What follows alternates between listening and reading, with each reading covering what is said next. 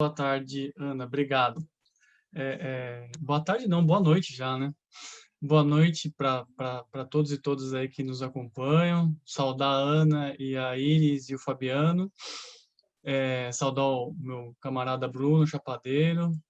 Parabenizá-lo pela apresentação, já foi bem completa, né, a respeito dos conceitos sobre o assédio. Eu queria fazer uma fala a respeito de alguns aspectos que eu acho que são muito relevantes para a gente tentar contextualizar um pouco a questão do assédio no serviço público sobretudo, a partir das mudanças que estão sendo realizadas em termos de estrutura do trabalho que vocês desempenham no dia a dia, né?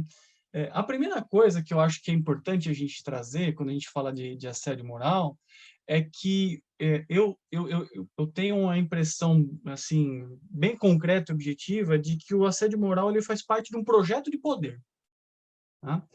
E ele é utilizado para esse fim específico, para esse fim que é um projeto de poder, que é estabelecido a partir de uma série de preceitos. Sobretudo, e o preceito central é cada vez mais extrair mais trabalho do trabalhador, extrair mais trabalho com menos trabalhador. Porque esse é o movimento lógico do sistema que nós vivemos. É assim, nós organizamos a nossa sociedade dessa forma, a partir da exploração do trabalho dos trabalhadores, para uma acumulação que não fica, né? Essa acumulação não é dividida, não é repartida entre aqueles que produzem essa riqueza. E o assédio moral, que é um conceito relativamente novo, e o professor Bruno trouxe a grande precursora no Brasil, que é a professora Margarida Barreto, o trabalho dela, acho que do doutorado de 2000, se não me engano, né, professor? Que fala sobre, que vamos dar início a esse debate aqui no Brasil, mas ele já vinha... 2008. 2008. Isso. Que ele já vinha sendo discutido em outros países, né? Enfim. E o assédio está relacionado diretamente a esse projeto de poder. E assim, quando a gente para pensar no atendimento do dia a dia, quando a gente conversa com as pessoas, a gente percebe que as grandes vítimas, as maiores vítimas, elas têm determinadas características. E quais são as características das pessoas que são perseguidas? São aquelas que representam, de alguma maneira, algum obstáculo ao projeto de poder do assediador. E a gente não pode aqui simplesmente fulanizar o assédio, como se o assediador simplesmente fosse uma pessoa ruim, de má índole, né? O capeta, vamos dizer assim, na Terra, como se isso fosse apenas e tão somente um problema de perfil, né? De perfil psicológico. Isso está tudo inserido dentro desse sistema. E quando essa pessoa, de alguma maneira, representa um óbice para esse projeto de poder, geralmente de alguém hierarquicamente superior, como o professor Bruno colocou, 98% esse assédio se dá nessa linha vertical, de cima para baixo, a gente percebe que a característica dessas pessoas que são mais visadas são, primeiro, os ativistas, né? Então, Iris, Ana, vocês podem ter certeza que vocês serão, vamos dizer assim, sempre visadas. E aqui, não, por exemplo, eu consigo identificar pelo nome que eu sei que tem vários servidores que são, não vou ficar falando nome, mas eu sei que vários servidores são ativistas, né? São aqueles que lutam pelos direitos, né? Esse é um tipo de pessoa que impacta no projeto de poder daquele que está lá em cima. O segundo é aquela pessoa que é extremamente meticulosa naquilo que quer fazer. Então, tem lá o ato normativo, tem lá a lei, tem lá o procedimento, ela quer seguir aquilo certinho. Isso é um impeditivo, né? Não necessariamente seria uma ativista, mas aquela pessoa que é muito ciosa, sobretudo no serviço público, né? De todas as informações que ela precisa captar, aquilo pode ser um impeditivo. E as pessoas que, de alguma maneira, apresentam algum tipo de limitação para o trabalho, decorrente, por exemplo, de algum tipo de doença. Então, as pessoas que pegam afastamentos, que eventualmente gozam de algum tipo de licença, a gente percebe que também são vítimas, né? Você percebe a característica? Então, há 20 anos atendendo servidores e servidoras do judiciário, no executivo, que a gente também advoga lá para o Sindicef, que é o executivo, a gente percebeu essa característica das pessoas que têm maior incidência de perseguição, né? Então, acho que a gente tem que partir desse pressuposto de que o assédio ele faz parte de um projeto de poder, e o assediado geralmente é alguém que está impedindo aquele poder de ser plenamente exercido, ou está impedindo de que o projeto que aquela pessoa estabeleceu para ela não vai ser feito a contento por conta da atitude dessas colegas trabalhadoras.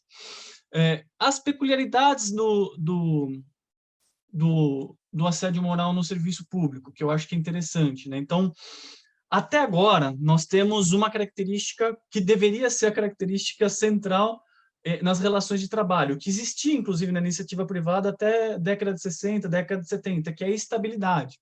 Então, os trabalhadores da iniciativa privada, veio uma lei que trocou a estabilidade pelo FGTS. Até hoje, a gente tem estabilidade no serviço público, ela está ameaçadíssima, e eu quero falar um pouco sobre isso, como que a gente vai ter essa dificuldade com a PEC 32. Essa peculiaridade de vocês terem estabilidade, ela gera um problema ainda maior para vocês, por incrível que pareça, porque é o seguinte, na iniciativa privada, então, os grandes campeões de assédio, a Ambev ela fez atrocidades que eu nem vou mencionar aqui, porque, enfim, eu quero que todo mundo durma depois disso. Aqueles trabalhadores que, de alguma maneira, estavam se portando de uma forma que era impeditivo para o crescimento exponencial da Ambev, eles eram vítimas de atitudes cruéis. Se essas pessoas não se dobrassem, ou se elas continuassem, ou se aquela estratégia de assédio não era suficiente para cada vez mais extrair mais trabalho, eles simplesmente eram cortados. E são cortados. O projeto Ambev, estou dando só esse exemplo, é um projeto de que todo ano eles demitem uma parcela dos trabalhadores que têm mais tempo de casa para contratar novos por salários muito mais baixos. Então, eles não têm problema com isso, de mandar embora, porque não tem legislação nenhuma que garanta a estabilidade para eles. Para vocês é diferente. E isso, o que acarreta para vocês? Uma pressão muito maior e que se prolonga por muito mais tempo. Então, é isolamento que vocês vão ter, né? Às vezes, a gente estava falando até agora de sobrecarga, mas tem caso de assédio moral que é simplesmente o chefe fala assim, isso aqui você não serve para nada, fica sentado ali, pega o diário oficial e vai lendo, né? 2.500 folhas de diário oficial, não, lê aí, mas o que eu preciso achar? Não, vê se você acha alguma coisa interessante aí, vai lendo, né? Isso acontece aí no polo invertido, é a sobrecarga, é crítica infundada, é todo tipo de atentado à dignidade do trabalhador e trabalhadora que vai se prolongando, né? Como que, e aí eu entro um pouco na minha área, como que juridicamente o assédio é tratado na relação que vocês, servidores e servidoras do judiciário, têm com o empregador, que, enfim, é o Poder Judiciário da União, na verdade é a União. Não existe hoje um dispositivo legal que fale o seguinte, assédio moral é isso, isso, isso, aquilo outro. Pior do que isso, não existe dispositivo que fala, olha, chefe, você não pode, não existe uma lei que fala, chefe, você não pode assediar um servidor e a servidora, né? Só que isso não impede de a gente enquadrar determinadas atitudes já nas normas que existem hoje, né? Então, uma coisa que é importante, um ato único, e o professor Chapadeiro já falou sobre isso, ele não necessariamente é assédio, porque o assédio ele exige repetição, né? Exige uma cadência.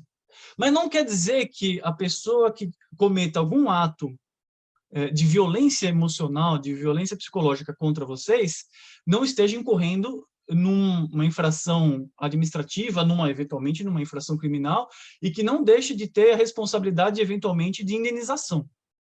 Né? E é isso. Por que eu estou falando isso? Porque onde que nós vamos nos amparar para falar que o assédio moral é proibido por lei, ainda que não exista uma lei que fale o que é assédio moral que proíbe? Primeiro, princípio constitucional do valor social do trabalho e da dignidade da pessoa humana, Constituição, artigo 1º. A garantia da promoção e bem-estar de todos sem preconceitos e discriminações, artigo 3º da Constituição. Artigo 5º, 7º e 226 da Constituição, que consagra o respeito à vida, integridade física, a segurança e a saúde no trabalho. Lei 8.112, artigo 116. São deveres do servidor manter conduta compatível com a moralidade. Então, o servidor, inclusive o seu chefe ou a sua chefe, tratar com urbanidade as pessoas, né? Artigo 117, o que ele vai falar? Que o servidor é proibido opor resistência injustificada ao andamento de documento, promover uma manifestação de desapreço, coagir ou aliciar subordinados no sentido de feliciar a associação ou partido político. Então, tudo isso, ele não quer dizer necessariamente que é um assédio, mas podem ser enquadradas como condutas, muitas vezes prolongadas no tempo, que geram esse processo. E aí, o servidor ou a servidora assediadora, ele está incorrendo numa infração disciplinar quando ele trata dessa forma.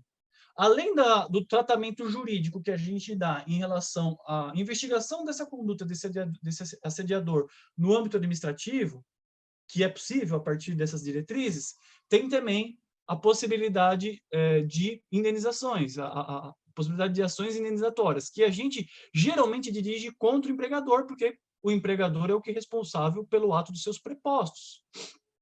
Então, não pode permitir que determinado tipo de conduta, de procedimento, seja realizado dentro das unidades, né? E aí a gente se socorre do bom e velho Código Civil, lá no artigo 186 e 187, que fala que aquele que, por ação ou omissão, violar direito a alguém ou causar algum dano, tem que indenizar essa pessoa, tanto no aspecto material como no aspecto moral. Junto com isso, a gente já tem casos, inclusive, que nós, foi até no executivo, que o assediador foi enquadrado na lei de improbidade administrativa. Né? Então, artigo 11 lá da lei de improbidade administrativa fala que constitui ato de improbidade aquele que atenta contra os princípios da administração pública, inclusive da honestidade, imparcialidade, legalidade, lealdade e instituições. Tem decisão judicial a respeito disso. Né? Eu cito uma decisão do STJ, não vou ficar lendo aqui, mas para quem depois quiser pegar, é o recurso especial 1.286.466. E a ministra Eliana Calmon, aposentada Eliana Calmon, fala que a prática de assédio moral enquadra-se na conduta, em razão do evidente abuso de poder e o desvio da finalidade. Isso tudo, isso tudo está dentro de um contexto, mas esse contexto ele está pior.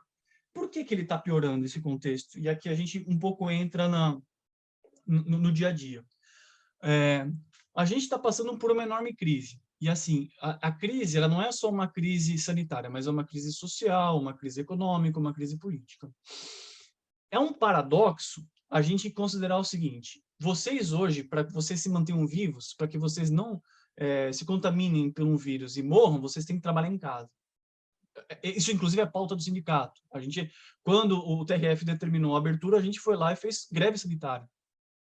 Só que olha o paradoxo, o trabalho em casa está provocando uma série de problemas, como o professor Bruno já falou. Sobretudo, a falta de divisão entre aquilo que é trabalho e o que não é. E, sobretudo, quando os chefes e as chefes se sentem no direito de exigir trabalho para além do horário e para além daquilo que é possível fazer, simplesmente pelo fato de que você está em casa. Essa é uma primeira questão. A segunda questão é que isso está tudo envolvido num contexto muito mais amplo, que é o contexto da aplicação de políticas neoliberais à nossa realidade. Então, não é de hoje que a gente vem alertando sobre isso. E como que, por exemplo, quando o sindicato falava assim, vamos discutir dívida pública, vamos discutir o teto dos gastos, por que tem ligação direta com o dia a dia de vocês? Com aquilo que você eventualmente esteja sentindo, que está me ouvindo agora, que está sentindo aquele frio na barriga, aquele aperto no peito, ou você não consegue dormir, ou quando você acorda, você não tem vontade de levantar da cama. Eu acho que muita gente que está me ouvindo agora pode estar sentindo isso. O que tem a ver o consenso de Washington com isso que eu estou sentindo agora? Tem tudo a ver. A emenda 95 de 2016 estabeleceu um teto de gasto que falou assim, não posso mais gastar nada além desse teto para gasto primário, que é contratação de pessoal. Gasto financeiro, o governo brasileiro pode gastar à vontade. O que aconteceu a partir de 2016? Não tem mais cargo provido. E aí vem aquela história que vocês ouviram isso dessa atual administração do TRF, da administração anterior, e vão ouvir na próxima, que é, nós temos que fazer mais com menos. E vocês estão fazendo. Eu peguei os números do CNJ, a produtividade do judiciário nos últimos 6 anos é estupidamente alta e só vem crescendo.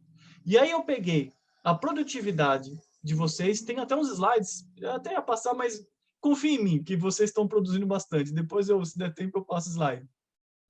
E aí eu fiz um comparativo com o tamanho da digitalização de processos e aumentou exponencialmente, ou seja, os avanços técnicos e tecnológicos sendo utilizados como sempre foram utilizados para extrair cada vez mais trabalho com cada vez menos trabalhador.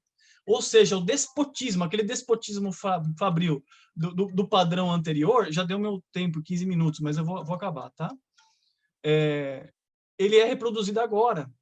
Só que agora, quando a gente tinha o padrão anterior de acumulação fordista, taylorista, a gente tinha ainda a possibilidade de ter um contrato de trabalho estável, que durava o tempo, né, praticamente a vida toda, você se aposentava.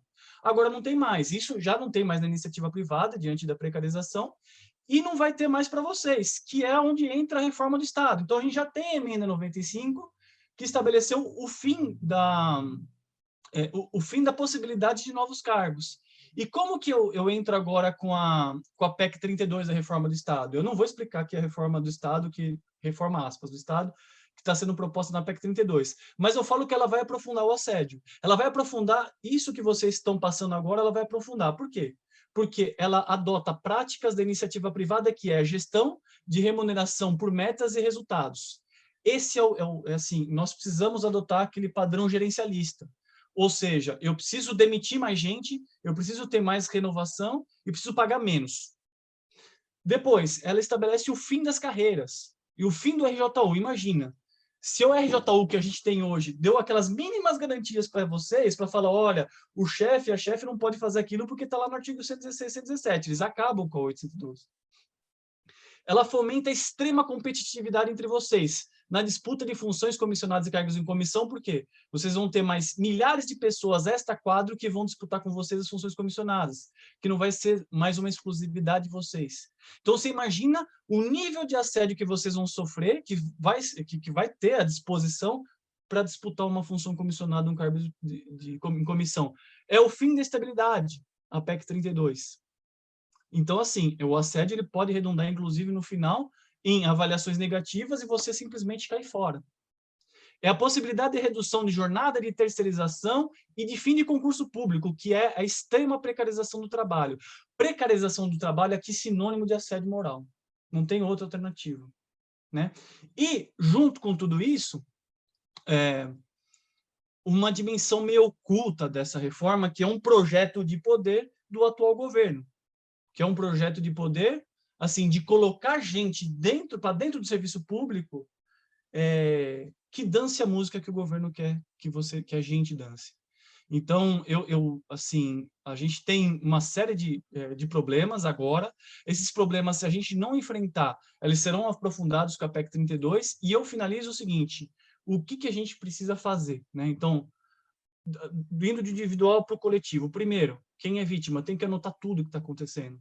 Tudo, porque a gente, infelizmente, esquece detalhe, porque a gente está passando por esse processo e é uma carga emocional muito grande. Segundo, tem que, de alguma maneira, tentar dar visibilidade, para tentar achar próximo de vocês testemunhas, para que a gente possa comprovar isso. Terceiro, tem que evitar conversa individual com o agressor, porque é nesse momento que o agressor vai cometer agressão.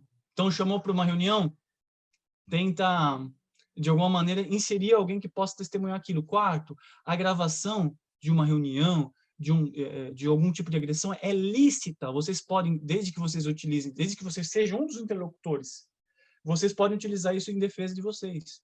Tá? 5, tentar, de alguma maneira, documentar isso, fazer algum pedido por escrito. Né? E aí é que a gente começa, né? Exigir, por exemplo, quando você está afastado por problema de trabalho, de perseguição, tem que exigir a abertura da CAT, que no nosso caso chama CAS, Comunicado de Serviço.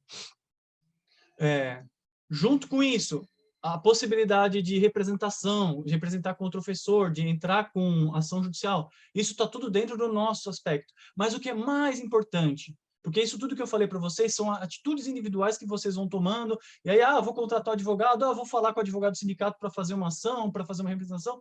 O que é mais importante, o que, de fato, é o instrumento mais forte que a gente tem à disposição é organização, é procurar o sindicato, é cobrar o sindicato, é mobilização. E eu termino dando um exemplo do DNPM, que a gente, 2012, 2013, tinha lá um chefe assediador, houve uma mobilização do órgão como um todo, eles decretaram greve por assédio moral. A greve durou 2 dias. Ele, no terceiro dia, ele foi exonerado, porque era cargo em comissão, era extra-quadro, e foi condenado agora, né? Então, assim, teve a mobilização coletiva. Se não fosse a mobilização coletiva, ele continuaria assediando um monte de gente, mas teve também a ação, as ações. Então, a gente representou contra o Ministério Público, ele foi condenado, o Ministério Público entrou com uma ação de improbidade, ele foi condenado em primeira instância, está aguardando o julgamento no tribunal. Então, eu acho que a gente tem todos esses parâmetros à nossa disposição, a luta não é fácil, mas, assim, se a gente não organizar, se a gente não agir coletivamente, as coisas ficarão mais difíceis. E se a gente não lutar contra a PEC 32, vai ficar pior ainda. Desculpa estourar meu tempo, Iris e Ana e Fabiano, que são os meus chefes. Então, a gente tem que pedir desculpa pro chefe, né? Não tem jeito. Na realidade, assim, duas questões, 2 números que eu quero levantar. Primeiro, na pesquisa feita para o sindicato há algum tempo atrás, 76% dos entrevistados falou que já presenciou assédio moral no âmbito da Justiça Federal, Justiça do Trabalho e Justiça Eleitoral e Militar, né, que é onde teve a pesquisa. Então, ou seja, existe muito assédio moral, né? Isso é pelo menos a percepção da categoria é essa. Segunda questão, segundo dado que eu queria trazer, só do começo do ano para cá, que a gente, só na Justiça Federal, a gente está acompanhando casos, 3 casos diferentes de assédio moral. Aí você fala assim, não, foram 3 pessoas, então, que foram assediadas. Não, são 3 casos. Então, evidentemente, até por uma questão de preservação, a gente não fala, né? Mas são unidades, né, que geraram problemas para uma série de servidores, né? E como que a gente faz esse tratamento? Então, depende muito de uma série de fatores, né? Mas isso envolve o tratamento primeiro político, administrativo, de negociação, de expor o problema, de tratar isso. E se a gente não vai avançando nessas etapas, a gente vai cada vez mais afunilando e aprofundando, né? Até chegar um momento em que, eventualmente, você tenha que tomar uma atitude mais drástica, né, em relação a determinadas circunstâncias.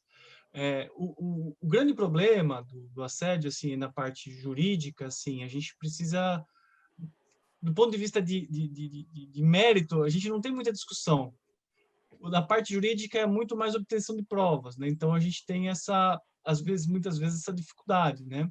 Mas é importante que a gente orientando, né, as pessoas a aglutinarem os documentos que têm, a pegarem os avisos, eventualmente as conversas, isso nos facilita bastante, né? E o que é mais importante é que nesse ambiente do judiciário, que é um ambiente bem hierarquizado, na Justiça Federal é pior, né? É o pior. Comparando a Justiça Federal com a Justiça do Trabalho, né? A posição dos magistrados na Justiça Federal é uma relação meio monárquica, assim, sabe? O juiz fala minha vara, né? Os meus servidores, né? Então ele acha mesmo que ele tem, né? Ele é proprietário dos trabalhadores e das trabalhadoras, né? Então, né? Até pouco tempo atrás, eu não sei ainda se existe porque agora está suspenso o trabalho presencial, mas tinha juiz que apertava uma campainha para o servidor ir lá ver o que ele estava precisando, né? Esse é o ambiente da Justiça Federal. É muito pior do que da Justiça do Trabalho. A gente sabe muito bem disso. Então, essas relações hierarquizadas, e às vezes a gente até consegue. Por isso que a gente precisa tratar, porque às vezes, acho que foi a Cláudia, eu vi os comentários aqui da Cláudia. Então, tem um problema na vara X lá, de uma subseção tal. O juiz é assediador, a juíza é assediadora. Aí vem um servidor e fala: meu, pelo amor de Deus, me tira de lá. E a gente vai lá na sessão de pessoal, faz o pedido de remoção, tá, consegue transferir a pessoa, só que a gente transfere a pessoa e vem uma outra que vai sofrer o mesmo problema, né? Então, é por isso que a gente precisa tratar, né, o assédio na sua fonte, né? E não é fácil, porque a relação que se estabelece, né, na Justiça Federal, a relação que se estabelece é uma relação muito hierarquizada. Só que nesses 3 casos que eu relatei para vocês, a gente está tendo alguns bons avanços, né? Então, enfim, não é fácil, mas são todas demandas coletivas e coletivamente a gente está caminhando para tentar a solução. Né, é o seguinte, a gente, de fato, assim, a administração, ela não não fez uma contrapartida pelo uso, então a gente montou um pedido, né? Inclusive a gente vai basear também com o orçamento, né, da disponibilidade orçamentária, para requerer à administração na realidade, assim, o pedido nosso é no sentido de que haja uma indenização, né? A gente sabe das dificuldades, tudo, mas a gente isso é uma pauta nossa, viu, Pri? Eu vou tomar a liberdade de chamar de Pri, porque está escrito assim, Pri aqui, tá? Então, assim, a pauta nossa é indenização por conta da disponibilização que vocês estão, de vocês colocar à disposição da administração o material que vocês, pessoal de vocês. Então, existe, por exemplo, na Lei 8.112, e isso é só uma analogia que a gente vai fazer, que a gente está fazendo, a indenização do transporte para os oficiais de justiça. Não sei se aqui tem algum oficial de justiça, mas o que é essa indenização do transporte? É o oficial de justiça colocar à disposição da administração, o seu próprio veículo para poder fazer o serviço público, para executar o serviço público. E a situação aqui, no caso do teletrabalho, é relativamente parecida, porque vocês estão colocando à disposição material para vocês. Então, a gente está requerendo, isso já é uma pauta nossa, já desde o começo da pandemia, a gente já tinha feito um pedido lá na frente, e a gente está reforçando agora com alguns estudos orçamentários, tá? Eu acho que é isso. Ó, por exemplo, você está falando da conta da conta de energia, né? Mas não é só a energia, né? A energia, o desgaste do equipamento que você tem, porque você está utilizando, por exemplo, a internet e, eventualmente, os equipamentos que você teve que adquirir para não ter problema, por exemplo, de coluna, né? Cadeira, mesa adequada, enfim, tudo isso. Então, isso tudo faz parte desse projeto que a gente está defendendo de que tem que ter uma indenização para os servidores. E aí entra na discussão, né, que nem deu tempo de falar, que, por exemplo, a emenda 103, né, o problema do congelamento dos gastos, tudo isso vai servir de parâmetro para a administração falar, não tem como fazer, mas o que cabe ao sindicato é ficar reivindicando e levantar os argumentos e mobilizar a categoria para conseguir. Então, o Paulo, prazer em falar contigo. Marcelo também eu vi que colocou aqui. Um abraço para vocês. A gente, olha que coisa mais interessante. A reforma trabalhista, a dita reforma trabalhista de 2017, que ela acabou com a CLT. Só que ela estabeleceu um negócio na reforma trabalhista. Nos regimes de teletrabalho, trabalho remoto, por meios telemáticos, aquela coisa, ela autorizou o empregador e o sindicato a fazer um acordo coletivo para prever uma indenização. E nesse sentido, por exemplo, o Bradesco, você falou de R$ 800, eu não sei exatamente, mas eu sei que o Bradesco, agora no final do ano, meio do ano, estabeleceu lá uns R$ 600 de indenização pessoal para os trabalhadores. Até nisso, os servidores públicos estão em desvantagem, porque a reforma trabalhista que tirou direito de um monte de gente colocou lá uma previsão da possibilidade de pagamento de indenização. E a gente ainda não conseguiu. A gente, que eu digo, não é só aqui, vocês, servidores do GEF. Isso é o conjunto do funcionalismo que vem reivindicando. Por quê? Porque a administração pública, isso é um tema para uma outra conversa, mas a administração pública, bem possivelmente para depois dessas medidas de restrição por conta da pandemia, ela vai querer manter uma certa quantidade de pessoas nesse regime de trabalho. Então, por isso que isso se torna cada vez mais urgente, né? Tanto a PRI que deu a sugestão aqui, reforçada pelo Tarcísio, assim, tanto a indenização como, no mínimo, né, ou as duas coisas, a cessão de equipamentos para que vocês possam desempenhar as funções no dia a dia, tá?